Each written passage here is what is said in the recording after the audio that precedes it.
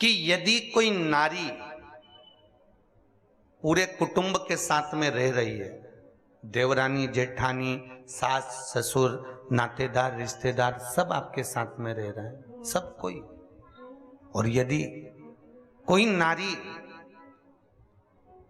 एक परिवार में सबने जो भोजन करा है, बर्तन जो एकत्रित हुए हैं, उसको भी अगर वो परिवार की सेवा में भी तत्परता में उसको साफ कर रही है, तो कितना सुंदर लिखा है भविष्य पुराण में कि अगला उस नारी का जब जन्म होता है तो वो सारे दरिद्र से दूर हो जाती है। सारे दरिद्र से दूर,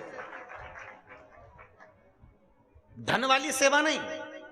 एक सेवा होती धन वाली, जैसे आपके यहाँ कोई काम वाली आती है, ठीक है, आप उसको पैसा देते हो तब बर्तन साफ कराते हो, ठीक है, वो सेवा की बात नहीं चल रही है। वो एक लेन देन वाली सेवा होगी, क्या आपने कुछ दिया, उसने आपके यहां सेवा करी, वो सेवा एक अलग हो गई। जब घर में सास भी है, बहुएं भी हैं, देवरानी जेठानी सब है, और उसमें जो आप सेवा करें महाराज, उसका भी पुण्य हमारे यहां भविष्य पुराण में लिखा है कि उसका भी फल है।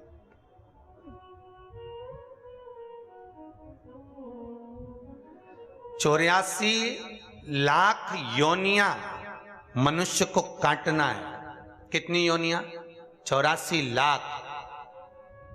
गरुड़ पुराण में स्पष्ट किया गया चौथे अंश में कि 84 लाख योनियों में से 20 लाख योनि तो ये वृक्षों की होती है। काय की योनि है? ये पेड़, ये वृक्ष। 20 लाख योनि पेड़ों की, ये वृक्ष।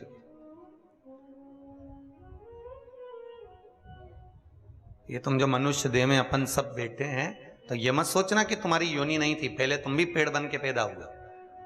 84 लाख योनि में 20 लाख योनि वृक्ष की है। कांटेदार पौधे बने, आम का पेड़ बने, लोगों ने पत्तियां तोड़ी तो रोए, बिलखे, फल लगे, पत्थर मारे लोगों ने, और पत्थर मार मार के झड़ाया। वो वृक्ष की योनि में, पानी में, बरसात में, धूप में खड़े रहे, बिलखते रहे, नैनों से आंसू बहते रहे, जड़ की तरह स्थिर होकर खड़े हुए हैं। पौधा बन गए, फूल लग गए, फूलों को रोज कोई ना कोई नोच के ले गया। कितना कष्ट हुआ है, कितना दर्द हुआ है। 84 लाख योनियों में से 20 लाख योनि वृक्ष और पौधे की है।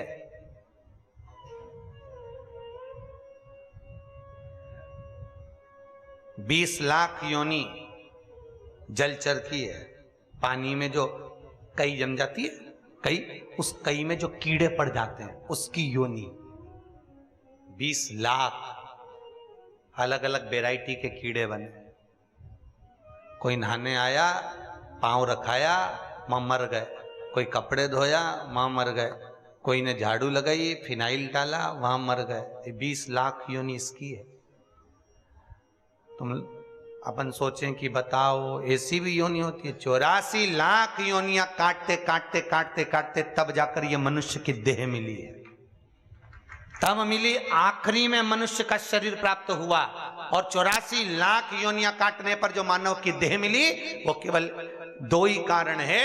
एक, भगवान का भजन करो, और दूसरा, कर्म का भोग भोगो। जो पूर्व में करके आए हो उसको भोग लीजिए महाराज, भोग।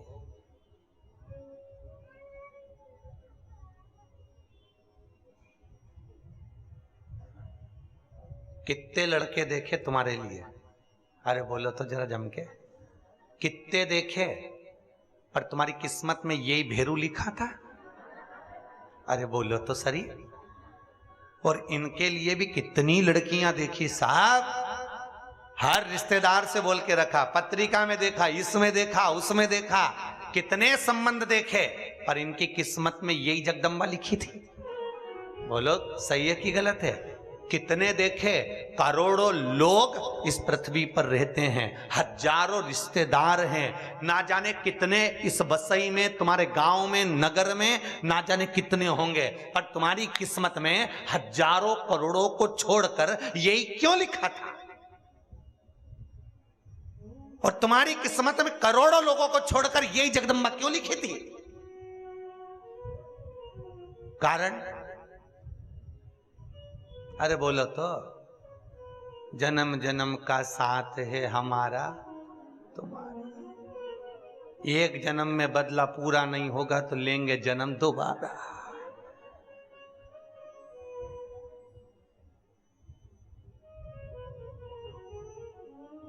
ये जो अपशब्द कहते हैं, ताने देते हैं, कई पति आपको कुछ कह देता है, कहीं पत्नी आपको कुछ कह देती है, ताने देते हैं, उसका केवल एक कारण है कि जो पूर्व में संग हुआ है, कहीं आपने इनका कुछ बिगाड़ा, कहीं इन्होंने आपका कुछ बिगाड़ा, तो आज भोग रहा है।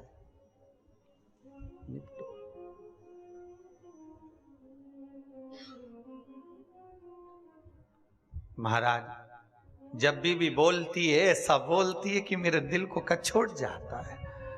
मन तो इतना करता है कि मैं मर जाऊं। मैंने कहा भैया मर जाएगा, दूसरी बार फिर पैदा होके सिखाएगा, इससे अच्छा भोग ले, भोग ले। कई कई माताएं कहती है इतना आड़ा टेढ़ा बोलते, गुरुजी मेरा तो मन करे मेरे को रहना ही नहीं इनके साथ। मैंने कहा जी जी रहना तो पड़ेगा, भले तू मर भी जाएगी, अगला जन्म लेगी, फिर भोगना पड़ेगा, फिर यही भेरू मिलेगा, इसलिए अब की बार अच्छे से भोग ले।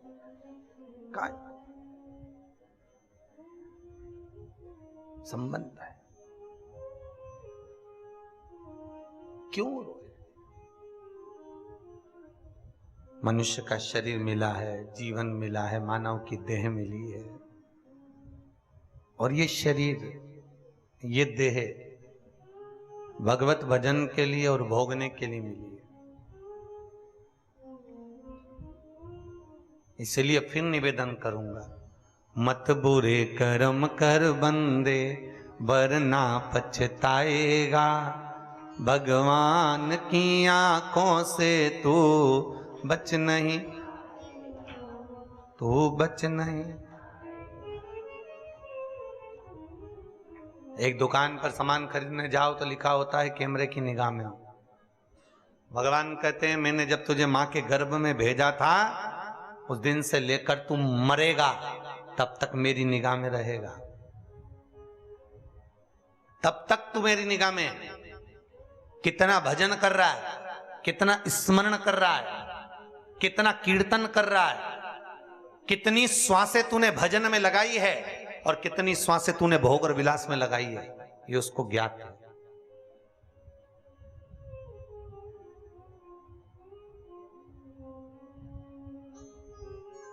एक बच्चे को 20 रुपए देकर मां ने भेजा, जा बाजार से एक साबुन लिया, कपड़े धोने का 5 रुपए का और 5 रुपए का नहाने का। हाउ मां, बच्चा गया कपड़े धोने और नहाने का साबुन लेकर आया, मां ने कहा ला पैसे वापिस दे। हिसाब लिया कि नहीं लिया? अरे बोलो तो, लिया ना।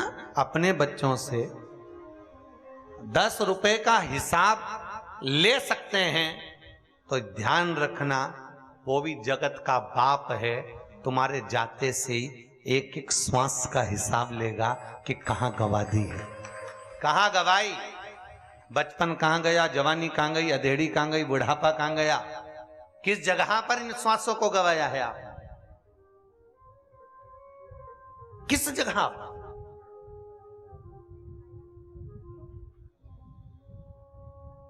21,600 श्वास जो निकल रही है इस शरीर से प्रतिदिन, एक एक श्वास का हिसाब लेगा। खैर आपका तो कुछ नहीं बिगड़ना है, क्योंकि आप तो कह दोगे कि हमारे यहाँ कथा हुई थी, तुमने कथा सुनी तो तुम तो बच गई, पर दिक्कत तो उसकी है नहीं, तेरा क्या होगा रे कालिया, दिक्कत तो वहां पड़ी है, तुम्हारा तो ठीक है जो हुआ।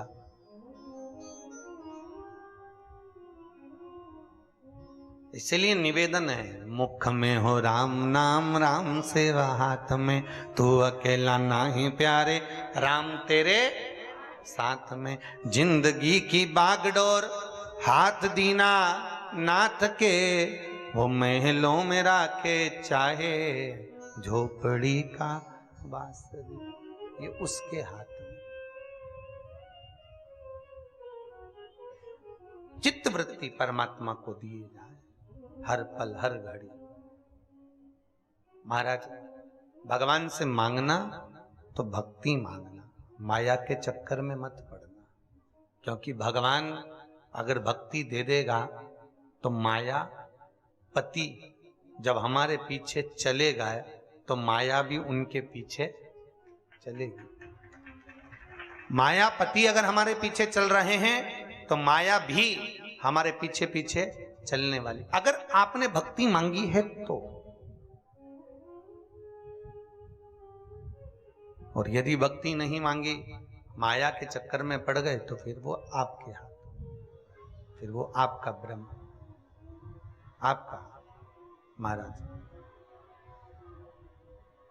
शिव कथा कह रही, भगवान शंकर की पावन कथा कह रही। कल अपन ने कथा में श्रवण किया था कि भगवान आनंद कंद परमात्मा भक्ति का रस तत्व ग्रहण करने वाले भगवान शिव का मंगल विवाह हुआ है। मंगल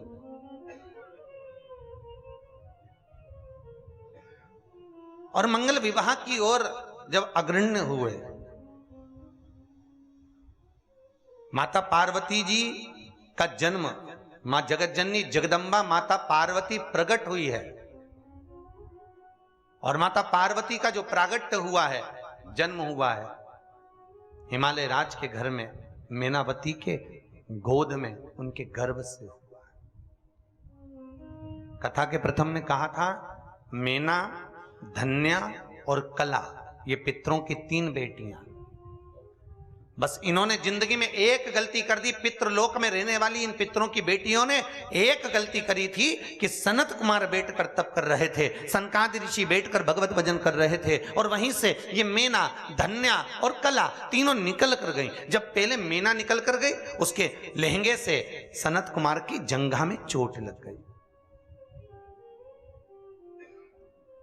फिर धन्या निकल कर गई, उनके लहंगे से चोट लगी। कला निकल कर गई, उनके लहंगे से चोट लगी। बहुत सुंदर बात है महाराज, इस बात को ध्यान में रखिएगा कि यदि आपको आगे बैठने का शौक है तो निवेदन है, पहले जाकर बैठिए। कब बैठिए? प्रथम में। बाद में आओ, पहले बैठो।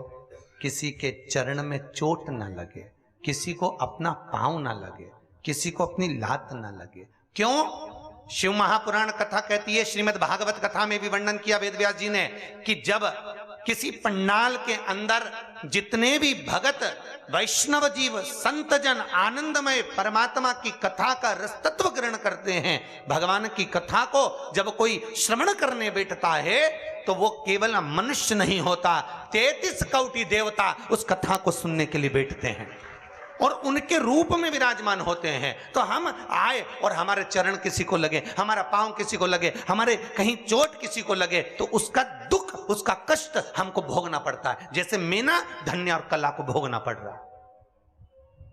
पितृलोक में रहने वाली पितरों की 3 बेटियां थी। कितनी विद्वान है ये। वैसे देखा जाए तो पितरों की 4 बेटियां थी, एक भाई की 3 और एक भाई की 1। ये मेना, धन्या, कला एक थी और पीवरी एक थी। कौन पीवरी? जिसका विवाह श्री सुखदेव जी महाराज के साथ में हुआ, जिन्होंने भागवत वाची है। श्री सुखदेव जी महाराज की धर्मपत्नी का नाम था पीवरी, पितरों की बेटी थी वो भी।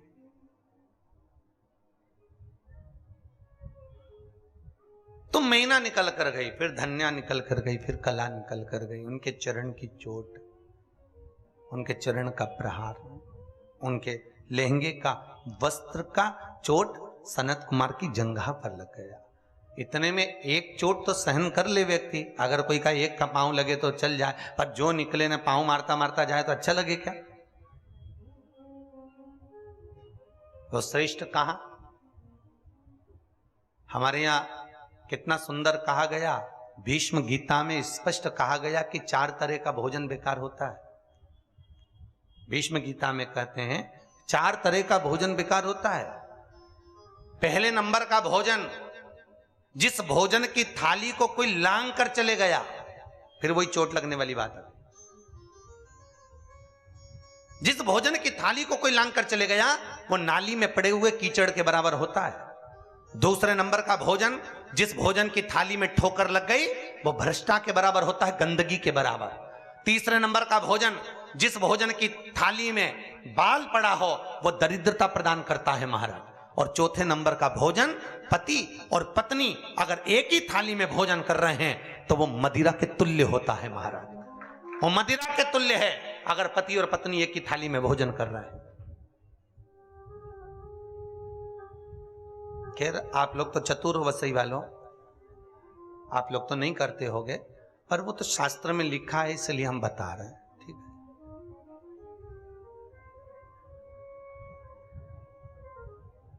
आप सब तो विद्वान हो, आपसे तो ये गलती नहीं होती होगी, फिर भी अगर कोई गलती कर रहे तो उसको सुलझाएं। कितना सुंदर लिखा है, अगर पति और पत्नी एक ही थाली में भोजन करें तो वो मदिरा के तुल्य होता है। और भीष्म गीता में कहा गया, पति के जीमने के बाद पत्नी अगर उसी थाली में जीम रही है तो चारों तीर्थों के प्रसाद से बड़ा महाप्रसाद होता है। और भी सुन लो, भीष्म गीता एक और शब्द कहती है, अगर बेटी कुंवारी है, बेटी का विवाह नहीं हुआ, बेटी अगर कुंवारी है और अपने पिता के साथ में बैठकर यदि वो भोजन करती है तो उस बाप की कभी अकाल मौत नहीं होती, क्योंकि बेटी काल का हरण करती है। गौ माता, बेटी और ब्राह्मण, ये 3 काल का हरण करने वाले होते हैं। कौन कौन? जम के बोलिए जरा। गौ माता, बेटी और ब्राह्मण, ये काल का हरण करने वाले। इनको देने से कभी नहीं घबराना। बहन बेटी आए तो उसको तुरंत कुछ ना कुछ दे दो, उसको देने से घबराना नहीं। बहन बेटियों को देने से कभी नहीं घबराना चाहिए, उससे घटता नहीं है, बढ़ता। पर करे क्या, जब जब बहन बेटी आती है ना तो भाभियों का मुंह भगोना हो जाता है। 4 दिन के लिए बहन बेटी आई, उतनी देर में तो भाभी का मुंह भगोना, कब जाएगी। और तो और बच्चों पे चौकीदारी बढ़ जाती। बच्चों से कहते जा दादी के कमरे में बैठ जा, तो बच्चे कहते मम्मी तू तो बोलती थी हमेशा पढ़ने बैठ जा, पढ़ने बैठ जा, अब तो न तू कहती कि दादी के कमरे में बैठ जा। तो मम्मी बोलती जब तक बुआ यहां रहे तू दादी के कमरे में रहे। तो मम्मी दादी के कमरे में क्यों? दादी को देखते रहे बुआ को क्या क्या दे रही है, देखते रहे। अब बच्चा दादी के कमरे में जाकर बैठ गया। अब दादी के कमरे में बैठा तो दादी ने भी उसको कहा जा पढ़ने बैठ, कि नहीं बैठूंगा। अरे पढ़ने क्यों नहीं बैठता? नहीं बैठूंगा। बुलाऊं तेरी मम्मी को? बुला लो। उन्हीं ने कहा जब तक बुआ रहे जब तक यहीं दे। कहीं कुछ अरे देने से नहीं घटता बाबा, कथा कह रही है, शास्त्र वर्णन कर रहा है, बहन बेटी को देने से घटता नहीं बढ़ता है, गौ माता को देने से घटता नहीं बढ़ता है, संत ब्राह्मण को देने से घटता नहीं बढ़ता है। पर इन तीनों के आने से लोगों का मुंह फूल जाता है। गाय आई तो डंडा लेके खड़ी हो गई, बताओ अब भी तो रोटी दी थी फिर आ गई। बहन बेटी आई तो मुंह फूल गया। कोई ब्राह्मण तुम्हारे यहाँ आ गया तो मुंह फूल गया, बताओ पंडित जी फिर आ गए, मतलब दक्षिणा देना पड़ा, अभी तो दी थी 15 दिन पहले फिर देना पड़ेगा। अरे ब्राह्मण, गाय और बेटी काल का हरण कर लेती है, काल को जीत रही। तुम्हारा काल हरने के लिए आई है।